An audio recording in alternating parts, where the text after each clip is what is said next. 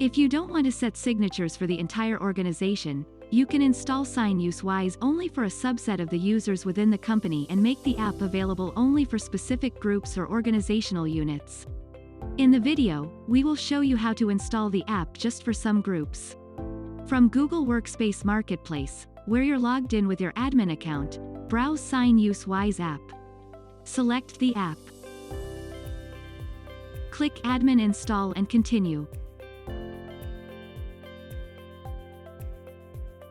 Select certain groups or organizational units. Agree with application's terms of service and click Next. Now you can specify the groups or organizational units for which you want to install the app. We will install the app for specific groups.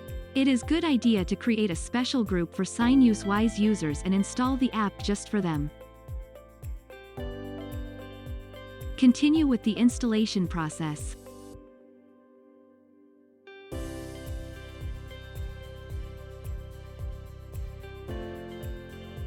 And log into Sign.UseWise to start the initialization of your account. In case new users need to be added, you can simply add them to group at any time and sync with Sign.UseWise app. Learn more about Sign.UseWise email signature management solution from video description, and subscribe to our channel to get notified of new videos.